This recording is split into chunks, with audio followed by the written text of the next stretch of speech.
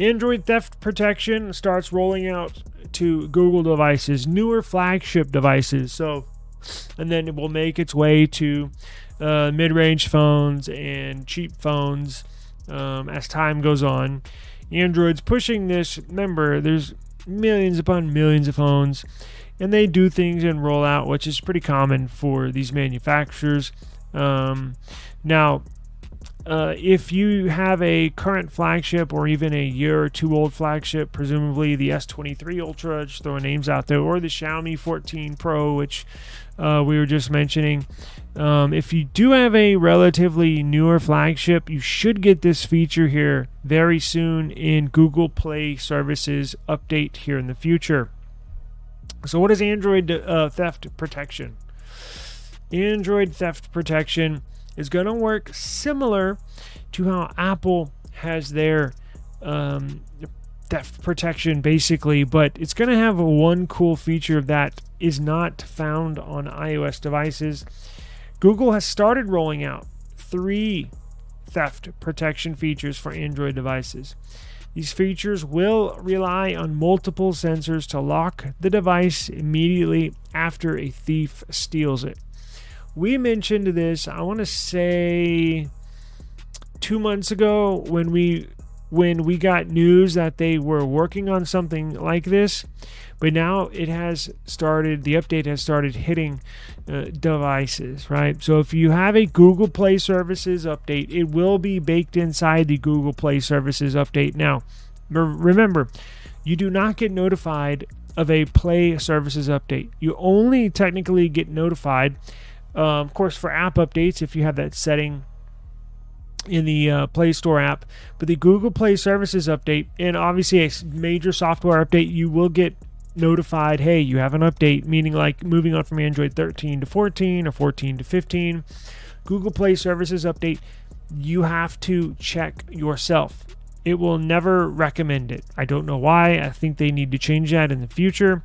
But what you do is just go to settings, go to your settings app, open that up, and then where the search bar is or the search icon, just all you got to do is search Google Play Services update, and then you'll see the highlighted search results. Simply click that and then check for update. It'll say there's an update, and then it will ask you to restart. Simply restart. Now, this is cool because it's going to work with sensors. As you know, these smartphones are not just a device you can talk and text on. They're basically mini supercomputers in the palm of your hand, in your pocket. And these all have multiple sensors. It can tell if it's on the X or Y axis, and at what degree or what angle it's at, the G-forces that it's incurring. So it will be able to detect, and they've done testing, right? It takes time developing a service like this or a feature like this. But what it will do, if you're standing still, or it's in your pocket, or it's in your hand, or even your purse, if you're a woman, what this new feature does, pardon me, the allergies are getting to me. What this does is it will lock your phone. So it will be able to sense. Now, this is not something you have to activate. It will be taking measurements 24/7 of your device, again, where it's at. And if it detects a sudden movement of a jerk and or somebody running, so a drastic movement and then it taking off really quick, it will lock the phone down, meaning it will basically turn your screen lock on, where you're going to have to input your password or your pattern or a fingerprint, right, for it to unlock. And it does that on purpose because they've been able to detect, and we've gotten rumors that they've been working on this for over a year or 2 years. So this is a long time in the making. Now, it's not going to shut it off or anything, but what it does is an extra security feature where there's been times where people are texting on their phone, somebody behind them grabs the phone, runs off. Now, obviously, you're going to lose a phone. that definitely sucks. But here's another major issue that comes along with that. A lot of phones have auto for applications. Let's just say a crypto app or a banking app. A lot of these phones have automatic passwords. So you basically, your username will be auto-filled, and then you have your password manager will pop up a password on your screen. So all you have to do is touch the password. It auto-fills your password into the Bank of America app, and then you hit submit, and then you're logged into your app, your bank app or your crypto app.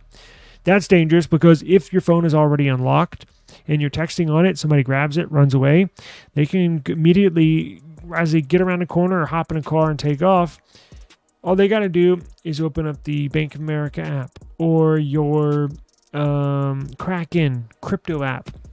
Autofill will fill in the passwords, and they hit submit. Boom, they're in your accounts, and then they basically can drain your funds.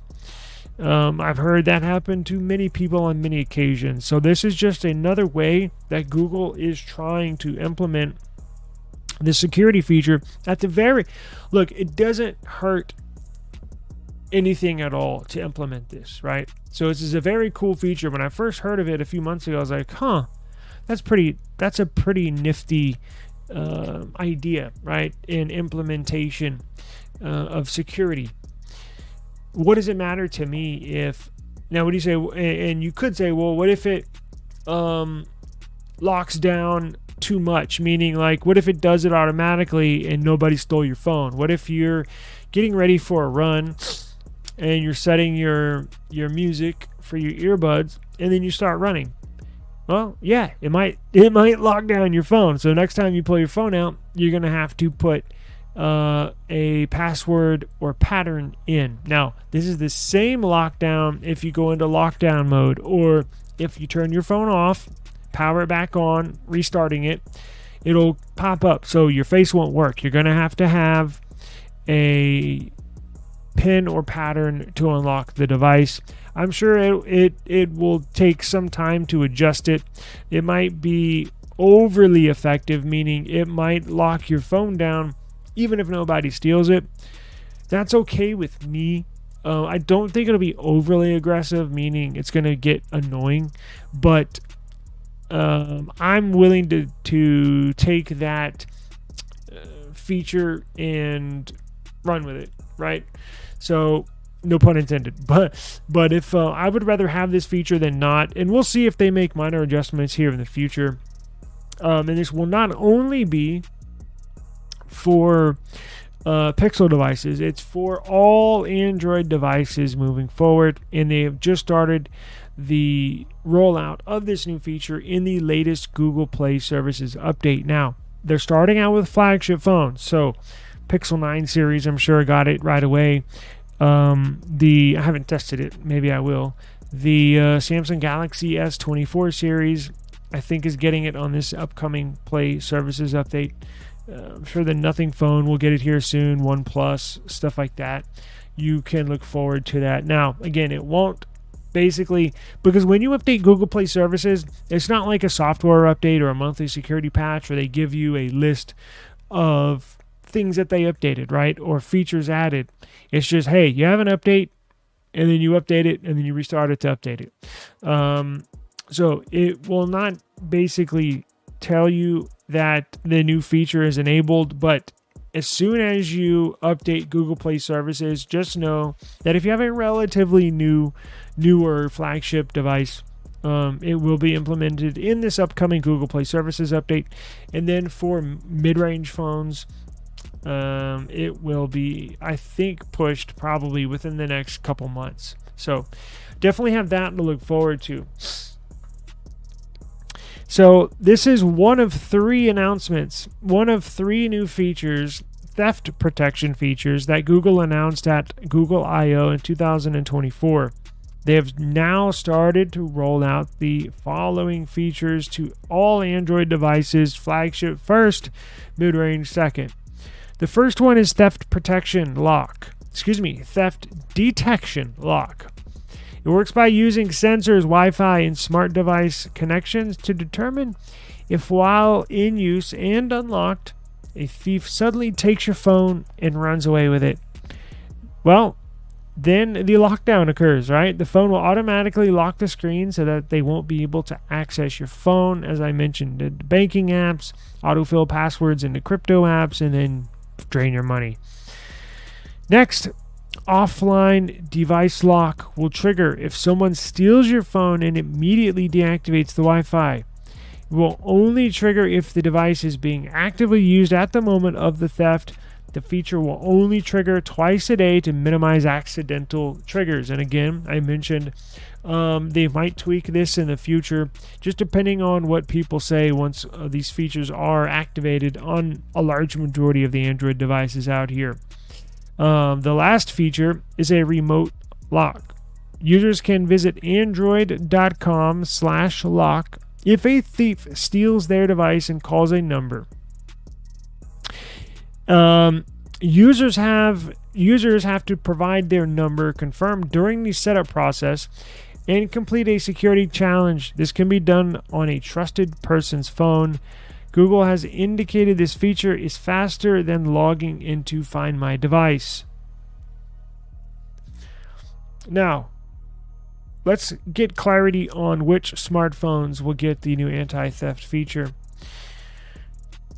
These features have a dedicated page called Theft Protection in the main settings app for Android. Alternatively, users can head over to the redesigned Google Services page, All Services tab, and then Personal and Device Safety in the settings app, as I mentioned. All three detection capabilities are visible. When in the Google Play Services beta version 24.40.33, they will gradually reach Android smartphones in the stable version of Google Play Services. Phones running Android 10 and above are eligible to receive theft protection features. In other words, most modern smartphones should get these features here in the near future. So just be on the lookout. Remember, Google Play Services does not remind you have an update available. So what do I do? Usually around the first of the month, I'll always check on all my devices. I'll always check, go into settings, go to the search bar, type in Google Play Services update, and I will manually check them. And usually once a month, every single device has an update. So I am going to link this. Let's check it out. Where is this new theft feature here? I thought they said they had a dedicated page.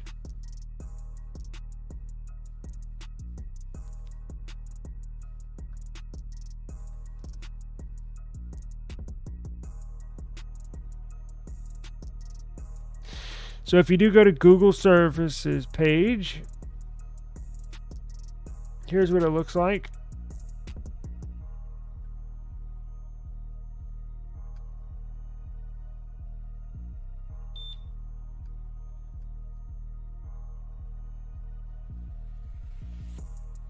You can essentially,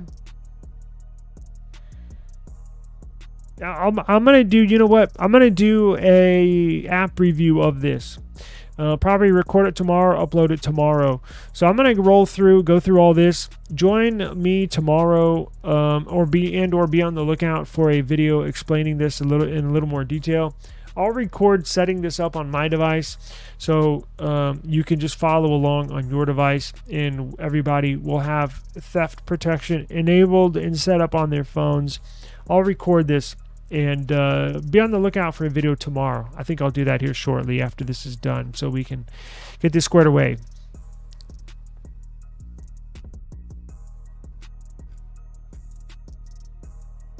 Very last thing.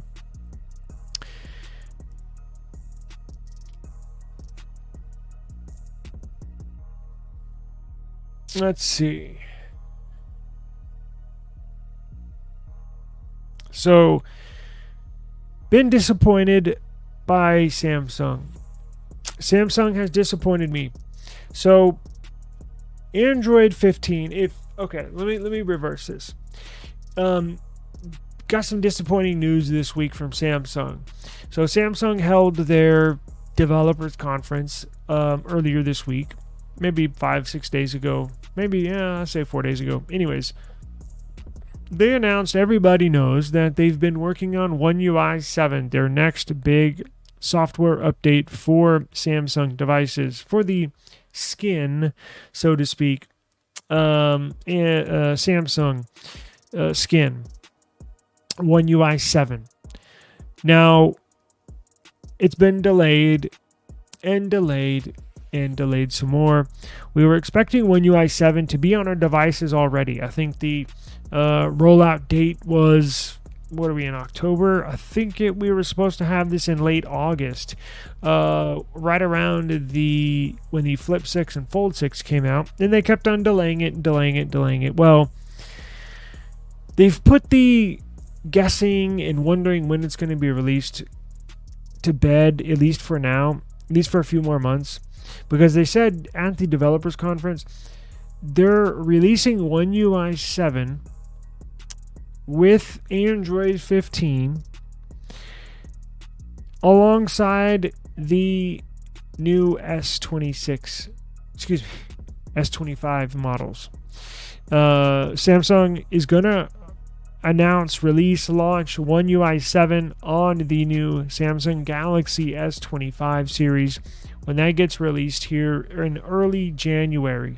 It's a big bummer, which means it's a total gaffe, a total miss. Typically, a new version of Android will come out earlier in the year, and then Samsung has traditionally updated their flagship devices right around in November. So the S23 series devices got Android 14 last November. The S22 devices got Android 13 in the November before that, and so on for years. And this is the first year I can remember that them taking this long on an update. Now, am I personally concerned or upset that this delay has incurred and gone on for so long? Not really. I kind of wish it would come, but if it's not ready, it's not ready. I don't want them to update remember, these are millions of devices they have to update. So I don't want them to push an update and it be sluggish. Push an update and it freezes. Push an update and stuff doesn't work. I want them to get it right. So does it suck? Yes. But am I entirely bummed out? Not really. Not yet. Plus the other thing is, I think one of the major reasons why I'm not in anticipation of this that much is because they basically copycatted iOS. If you're not familiar, there have been leaks, specifically at the developers conference that Samsung held for this announcement that they were going to release One UI 7 at the beginning of next year. But they had a couple of devices, like, when you go into Best Buy or AT&T, they have the devices you can pick up and play with. So Samsung had devices, the S24 Ultra, a bunch of these S24 Ultras with One UI 7 on them. So people in the publication world that went to this developers conference could actually use it and see what One UI 7 looks like and feels like. So we've gotten to see little clips here and there of the operating system, what the app icons look like, what the animations look like, what the notification tray pull down looks like, settings, all this stuff, right? Quick settings, all that stuff. Well, it looks like iOS. So a lot of the app icons are not a carbon copy of iOS apps, of an iPhone app, but it's pretty freaking close. And that bothers me. So that's probably why I'm not bummed out that we don't have One UI 7. But look, you can always look. I know you can change the themes and you can change the icons, this and that. But it's a bummer that they're going to make it look identical to iOS. Not the entire operating system, but the app icons basically copied iOS. Their settings icon looks the same, the gallery icon looks the same, the camera icon looks the same, the phone dialer looks the same. What else? Contacts looks the same. Browser looks the same. So that, in my opinion, is a big bummer. And I think Samsung is really treading, is walking on thin ice with this stuff, because we mentioned earlier in the week the Samsung CEO was very upset with the release of the Galaxy Buds 3, essentially an AirPods copycat. Minus, I know it doesn't look exactly like it, but come on, it looks pretty similar.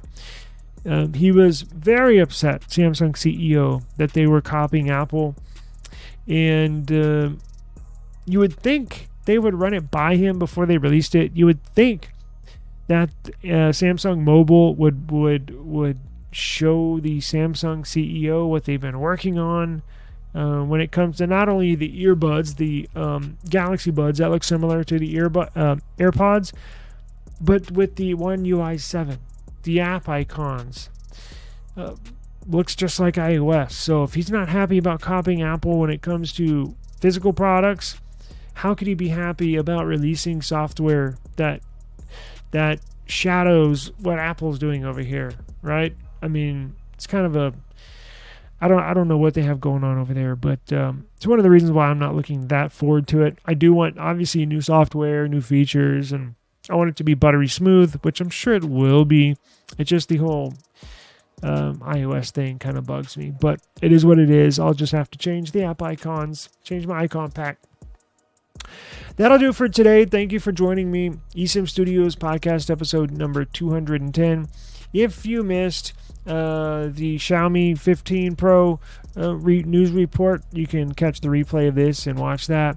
We also did Android device protection features that were out. And we also ran a story on the new upcoming iPhone 17 Air. If you missed any of those, simply go to YouTube, type in eSIM Studios, catch the replay, episode 210, or as soon as this is done, I'm going to go upload the audio version to the podcast platforms so you can take us on the go and listen to us when you're on a road trip or running errands around town, or heck, even doing chores around the house, right? Like I got to do here in a second. Yay. You can catch us on any podcast platform available. Appreciate the time. Please have a safe and enjoyable Sunday afternoon, rest of your weekend, and I will see you tomorrow. Peace out.